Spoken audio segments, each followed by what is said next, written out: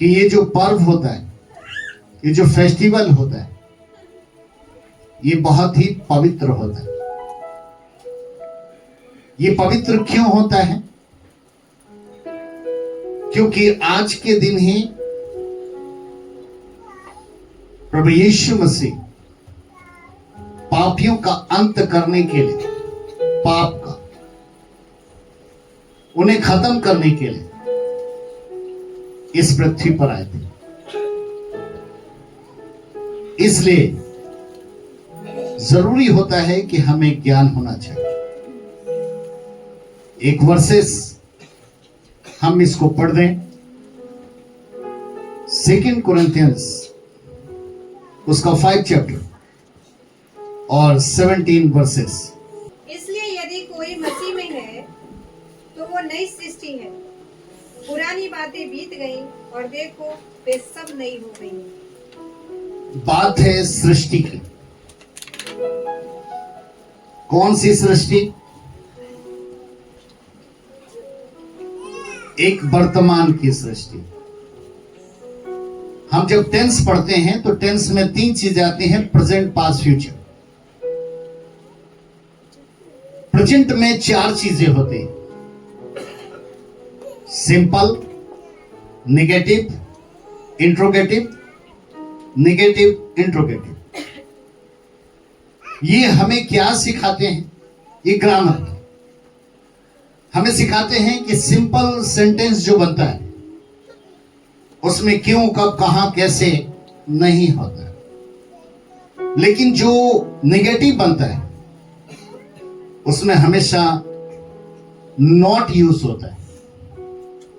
ये ग्रामर जब हम पढ़ते हैं तो हम जानते हैं कि प्रेजेंट, पास्ट, फ्यूचर जिनमें सिंपल भी है, नेगेटिव भी है, इंट्रोगेटिव भी है, नेगेटिव इंट्रोगेटिव दोनों है। ये जिस सृष्टि की बात हो रही है, सृष्टि में यहां पर लिखा है अब। आपका मीन्स प्रेजेंट। जो मसीह यीशु में है वो एक नई सृष्टि है। हम पुरानी सृष्टि की ओर नहीं जा रहे, हम प्रेजेंट प्रभु यीशु मसीह में है। परमेश्वर के पवित्र वचन में लिखा है कि आरंभ की सृष्टि जो परमेश्वर ने बनाई वो एक स्त्री के द्वारा पाप को लाया गया। और जब पाप इस जगत में आ गया तो उस वक्त में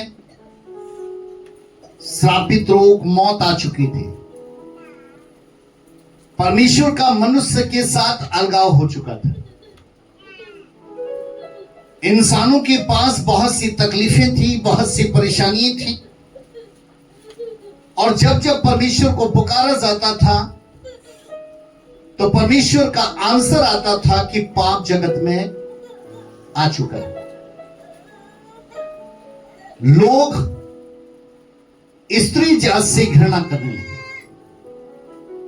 लोग स्त्रियों से नफरत करने लगे कि स्त्री जिसके द्वारा पाप जगत में आया है, ये यातनाएं स्त्रियां सह रही थी। स्त्रियां परमेश्वर को पुकार रहे थे कि हमें इस तरीके से पृथ्वी पर सताया जा रहा है। परमेश्वर जिसने नर और नारी दोनों की सृष्टि रची, परमेश्वर इस बात से खुश नहीं था। इसलिए परमेश्वर ने एक योजना बनाई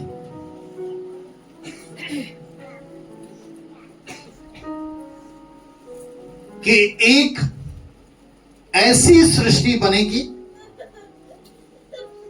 जिस सृष्टि में पाप प्रवेश नहीं करेगा। जो पुरानी सृष्टि की नारी थी, परमेश्वर का पवित्र वचन यिर्मयाह की किताब 31 का 25 में लिखा है कि जो एक नई सृष्टि उत्पन्न होगी, उस नई सृष्टि में नारी पुरुष की रक्षा करेगी। ऐसा नहीं था कि पुरानी सृष्टि में नारी ने पुरुष की रक्षा ना की। पुरानी सृष्टि में भी जो हव्वा ने फल खाया था, वो आदम की रक्षा के लिए खाया था। लेकिन परमेश्वर का पवित्र वचन बताता है कि वो जो फल था, वो एक शारीरिक फल था, शरीर के फल थे, जिनके विषय में प्रभु यीशु मसीह ने बताया था कि शरीर के फल क्या हैं। लेकिन जो नई सृष्टि की नारी जो वो फल खाएगी, वो शरीर के फल नहीं होंगे, बल्कि वो आत्मा के फल होंगे। एक समय आया और इस पृथ्वी पर वो समय इस प्रकार से आया कि जो जगत में आने वाला था, जिसका नाम यीशु मसीह, इस जमीन पर 3 अनमोल बातें जो पाप के कारण मिट रही थी, जो परमेश्वर ने 3 अनमोल बातें पहली सृष्टि के दरमियान रची थी, वो खत्म हो गई। पहली अनमोल बात कि परमेश्वर ने जिस मनुष्य को बनाया था, अपनी शकल, अपनी समानता, अपने स्वरूप में, वो पाप के कारण खत्म हो गया था। नंबर दूसरी अनमोल बात कि परमेश्वर ने जिस मनुष्य को इस पृथ्वी का अधिकारी ठहराया था, अब वो अधिकार किसी और के पास जा चुका था। नंबर 3 अनमोल बात कि परमेश्वर ने जिस मिट्टी से मनुष्य को रचा और उसके अंदर अपना आत्मा फूका, आज आत्मा शरीर को नहीं चला रहा था, बल्कि शरीर आत्मा को चला रहा था। ये 3 अनमोल बातें पुरानी सृष्टि में खत्म हो चुकी थी। लेकिन इस जमीन पर प्रोफेसी होने लगी, भविष्यवाणियां होने लगी आने वाले मसीहा के विषय में। जब हम उस यीशु मसीहा के विषय में पढ़ते हैं, तो बाइबल में उसके 3 नाम आए, और वो 3 नाम हमें कुछ सिखाते हैं। जब हम the book of Matthew 1st chapter की 21 वर्सेस पढ़ते हैं, मत्ती 1 का 21, तो पहला उसका नाम आता है मरियम। से कहा जाता है कि हे मरियम, जो तेरे बालक उत्पन्न होगा उसका नाम यीशु रखना। और उस यीशु का अर्थ था पापों से उद्धार देने वाला। यहां पर जितने भी आप बैठे हैं, जब आपका नाम आपके मां बाप के द्वारा रखा गया होगा, तो बहुत ही सोच और समझ के रखा गया होगा। मेरा बेटा अमन यहां पर मौजूद है। जिस वक्त इसका नाम अमन रखा था, तो जानते हैं कि क्या समझ कर रखा था? अमन में सिर्फ 4 शब्द हैं, AMAN। ए से नाम था अमन, एम से नाम था मार्क, ए से नाम था आराधना और एन से नाम था नमिता। अब ये उसके AMAN में हमारा पूरा परिवार छुपा था। बहुत से लोग ये नाम कॉमन होता है, लेकिन हमारे लिए ये कॉमन नाम नहीं है और ना ही ये हमारे साथ बाई चांस हुआ। आपके भी जो नाम रखे जाते हैं उस नाम का कुछ मीन्स होता है, उस नाम का कुछ मतलब होता है और अच्छा ही मतलब होता है। हम जब अपने बच्चों के नाम रखते हैं या हमारे माँ बाप जब हमारे नाम रखते हैं तो उसके पीछे बहुत सी बातें छुपी होती हैं और जब हम उन बातों को जानने की कोशिश करते हैं तो हम लोगों को बताते हैं कि भाई इस नाम का अर्थ ये है। यहां पर कोई ऐसा नाम नहीं होगा जिसके नाम का अर्थ अच्छा ना हो। मरियम के पास मैसेज आ रहा है कि हे मरियम, जो तेरी कोख से उत्पन्न होगा उसका नाम यीशु रखना। आज ये नाम हमारे और आपके जीवन में एक बड़ा ही एक कॉमन सा नाम होता है, यीशु। लेकिन क्या यीशु नाम पहले नहीं थे? मेरे प्रियो, बाइबल में कई ऐसे नाम आए हैं, जैसे यहोशू नाम होता था, लेकिन यहोशू नाम के बाद यीशु नाम आ गया। इब्राहिम नाम होता था, उसके बाद अब्राहम नाम आ गया। मरियम से कहा कि इसका नाम यीशु रखना, जिसका अर्थ था पापों से उद्धार देने वाला। जो कोई प्रभु का नाम लेगा उसे उद्धार मिलेगा। और यहां भी the book of act 4 chapter की 12 वर्सेस में लिखा है, प्रेरितों के काम 4:12 में लिखा है कि जमीन के ऊपर आसमां के नीचे एक नाम हमें दिया गया है। कौन सा नाम? जो हमें पापों से उद्धार देता है। इसलिए जब भी हम यीशु का नाम लेते हैं तो उसका अर्थ होता है कि यह हमारा पापों से उद्धार देने वाला परमेश्वर है, प्रभु है। लेकिन सिर्फ इतना ही नहीं था। जब हम यशायाह की पुस्तक 7 अध्याय की 14वीं आयत पढ़ते हैं तो वहां पर एक नाम और आया कि एक कुंवारी गर्भवती होगी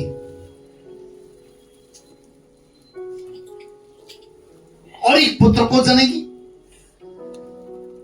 अब देखिए, हम जब द बुक ऑफ मैथ्यू और उसके 25 चैप्टर को पढ़ते हैं तो उसमें 10 कुंवारियों के विषय में बताया गया। कुंवारी 10 हैं, लेकिन 10 में से 5 बुद्धिमान हैं और 5 मूर्ख हैं।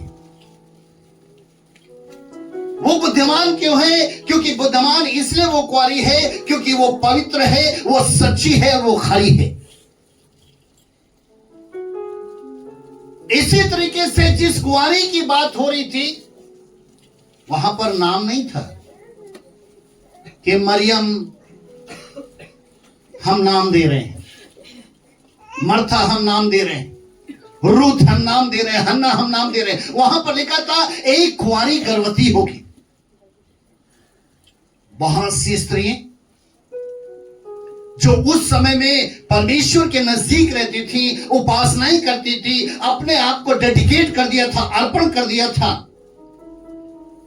वो सब प्रार्थनाएं करती थी कि ये चमत्कार होगा। आज हम और आप भी चाहते हैं कि प्रभु यीशु मसीह हमारे दिल में जन्म ले, प्रभु यीशु मसीह हमारे मन में जन्म ले। लेकिन जिस कुंवारी की बात हो रही थी वो उस कुंवारी की बात हो रही थी जो सच्ची होगी, जो पवित्र होगी और जो खरी होगी। मरियम यूसुफ की मंगनी हो चुकी थी। मरियम सिर्फ एक ही बहन नहीं थी, उसकी एक बड़ी बहन थी जिसका नाम मेरियम था। इसके मां बाप का नाम हन्ना और जोखिमा था। ये फलस्तीन देश में 4 लोग रहते थे। लेकिन ये घराना कैसा घराना था? ये प्रभु के नजदीक रहने वाला, प्रभु के डर और भय में रहने वाला घराना था। मां बाप, जो मरियम के मां बाप थे, हमेशा सोचते थे कि मेरी बेटी किसके साथ ब्याही जाएगी, यहूदी के साथ या गैर यहूदी के साथ।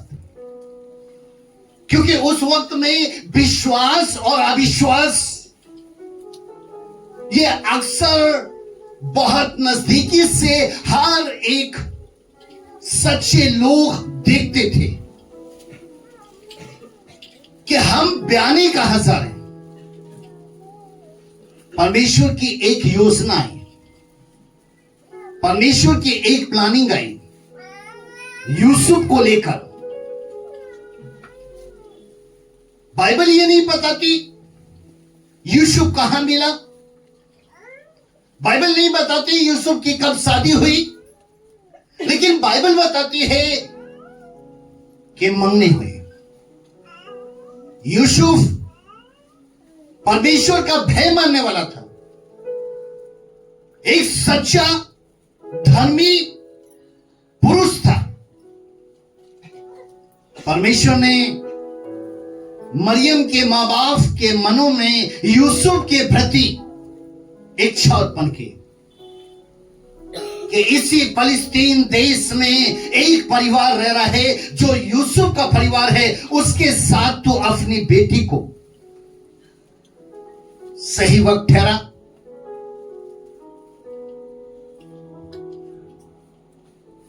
और वो मंगनी हुई। मंगनी के थोड़े दिनों के बाद परमेश्वर जो यशाया में होकर भविष्यवाणी कर रहा था कि एक कुंवारी गर्भवती होगी, वो एक पुत्र को जनेगी जिसका नाम इम्मानुएल होगा। अब ये इम्मानुएल दूसरा नाम आ गया। पहला नाम था पापों से उद्धार देने वाला और दूसरा नाम आ गया इम्मानुएल। इम्मानुएल का अर्थ था परमेश्वर हमारे साथ। मरियम अनजान है, वो सच्ची है, वो पवित्र है, वो खरी। एक कुंवारापन एक बहन बेटी अच्छी तरीके से जानती है कि जब वो प्रेग्नेंट होती, जब गर्भ धारण करती है, तो उसको पहली बार कौन से मंथ में पता लगता है?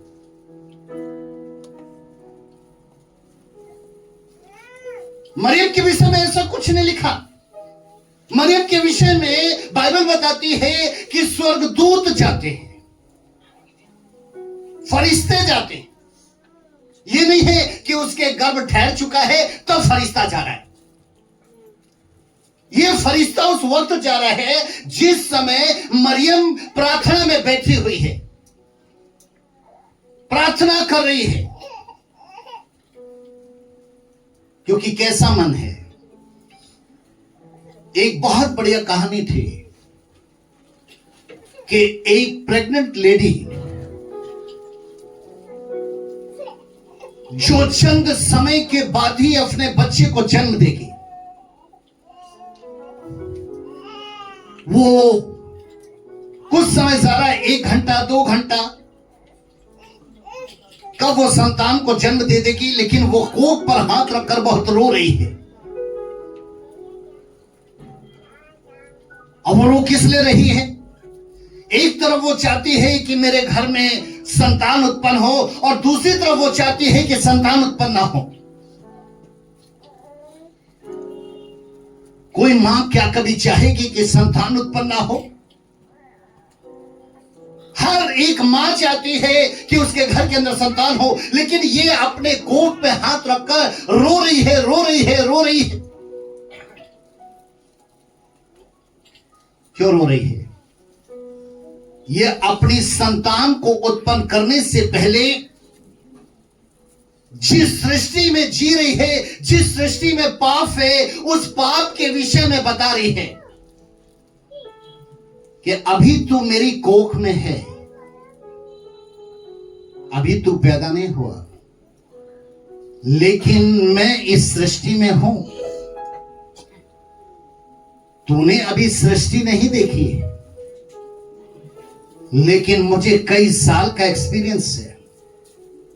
छोटे छोटे बच्चे नशा कर रहे हैं, छोटे छोटे बच्चे चौराहे पर भीख मांग रहे हैं,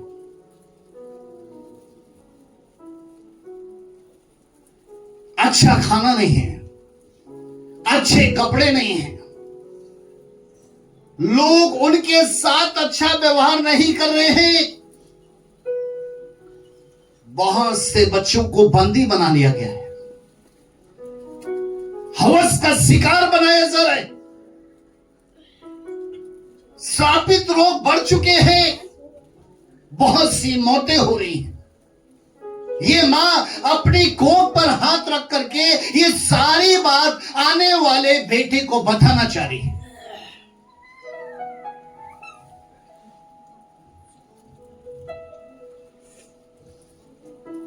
अंदर की संतान सुनती है,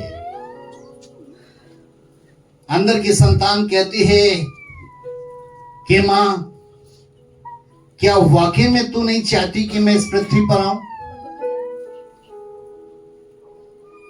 मां कहती नहीं बेटे, ये जो मैं 9 महीने का दर्द बर्दाश्त कर रही हूं, ये किसके लिए है कि तू इस पृथ्वी पर आए, लेकिन पृथ्वी पर इस सृष्टि में बुरा बुरा बुरा बुरा है।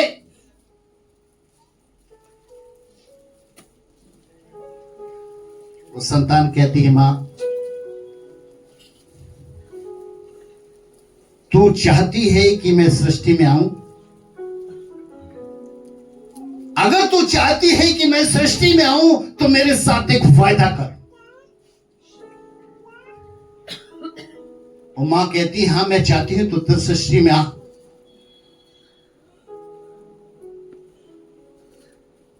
वो संतान कहती तो वायदा कर। वो कहती ठीक है बेटे बोल। वो अंदर की संतान कहती है कि तू जो कुछ कह रही है इस सृष्टि में वैसा ही है, लेकिन तू मुझे वायदा दे कि जब मैं पैदा हो जाऊंगा और बड़ा हो जाऊंगा तो मैं और तू दोनों मिलकर इस पाप की सृष्टि को खत्म करके, इस पुरानी सृष्टि को खत्म करके एक नई सृष्टि बनाएंगे। मां उसके साथ वायदा करती है। यशायाह की पुस्तक 7:14 में लिखा है कि ऐसे ही एक कुंवारी गर्भवती होगी और एक पुत्र को जन्म देगी जिसका नाम होगा इम्मानुएल, जिसका अर्थ होगा परमेश्वर हमारे साथ। रोमियो की पत्र में लिखा है कि जब परमेश्वर हमारी ओर है तो हमारा विरोधी। पौलुस अपने पत्र में लिखते हैं कि जितने परमेश्वर की ओर ताकते हैं, जितने परमेश्वर पे भरोसा रखते हैं, वो कभी लज्जित नहीं होते। आज मरियम जिसका नाम यीशु है, वो यीशु मानव का नाम है, लेकिन परमेश्वर का रूप है, परमेश्वर का स्वरूप है कि परमेश्वर हमारे साथ है। तीसरा नाम जो सृष्टि के अंदर सब कुछ बदलेगा, दुख, आंसू, पीड़ा, श्रापित रोग, पाप, वो तीसरा नाम। और मैं चाहूंगा इस तीसरे नाम के विषय में आप खुद ही पढ़े, काफी लंबा चौड़ा नाम है। यशायाह की पुस्तक उसका 9 चैप्टर 9 अध्याय और 6वां पद, जरा इसको पढ़ दीजिए।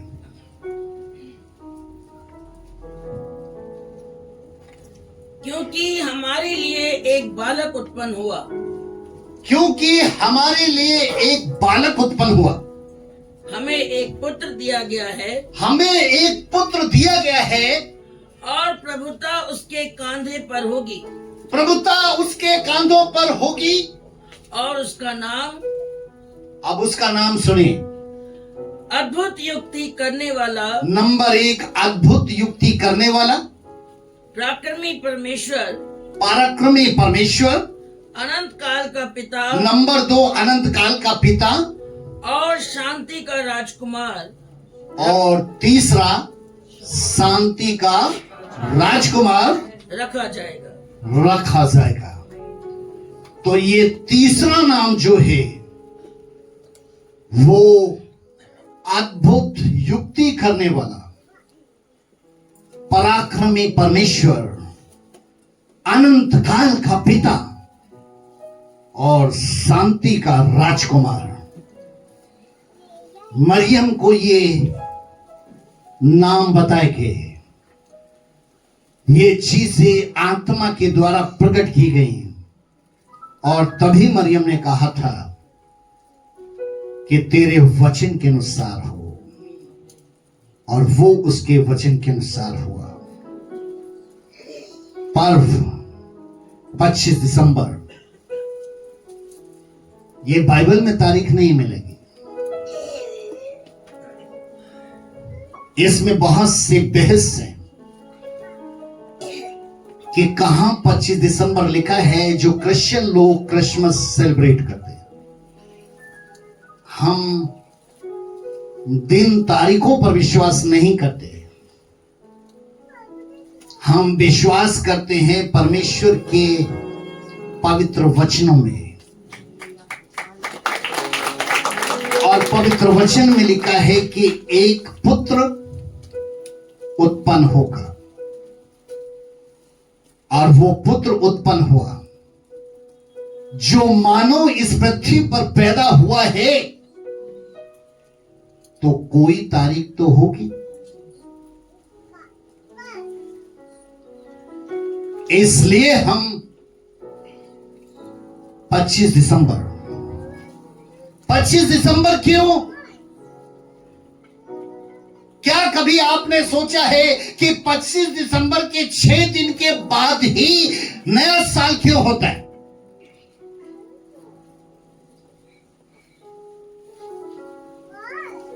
क्यों? ये 25 दिसंबर इसलिए हमारे लिए इंपॉर्टेंट है, हमारे प्रेरितों ने, भविष्यवक्ताओं ने, जो प्रभु के महान महान दास, जो परमेश्वर के नजदीक रहते, उन पर यह भेद प्रकट हुआ कि 25 दिसंबर इसलिए, और 25 दिसंबर के बाद 6 दिन के बाद एक नया साल होगा। इसका भेद यह था कि 5 दिन परमेश्वर ने सृष्टि बनाई थी और 6वें दिन मनुष्य। इसी मनुष्य के द्वारा 3 अनमोल बातें पाप के द्वारा खत्म कर दी गई, लेकिन 6वां दिन वही है जो एक नए सृष्टि के विश्वासी के उत्पन्न होने का दिन है, जो 31 की नाइट को पश्चाताप करते हैं, क्षमा मांगते हैं और नए साल में एक नए जीवन जीने की एक प्रेरणा लेते हैं। इसलिए इसका दिन नियुक्त किया गया 25 दिसंबर। आप लोग अपने घरों में जाना, गिफ्ट बांटो, गिफ्ट में जो आपसे बनता है लोगों को दें, लेकिन ध्यान रखें जो पर्व होते हैं वो पवित्र होते हैं।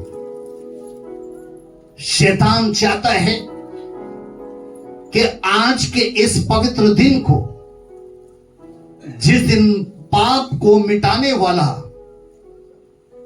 उद्धारकर्ता जन्म ले रहा है, आज के दिन बहुत से घरों के अंदर अलग अलग तरीके से क्रिसमस मनाया जाता है, लेकिन बिलीवर्स के लिए वैसे ही मनाया जाता है जैसे हजारों साल पहले फरिश्ते मरियम के पास गए, गलीलियस के पास गए, मजूसियों के पास गए और उन्होंने सेलिब्रेट किया। वैसे ही आप भी सेलिब्रेट करें। Thank you very much, God bless you. और आप सबके को फिर से इस बड़े दिन की शुभकामनाएं, और आप सब इस बड़े दिन में आशीषित हो।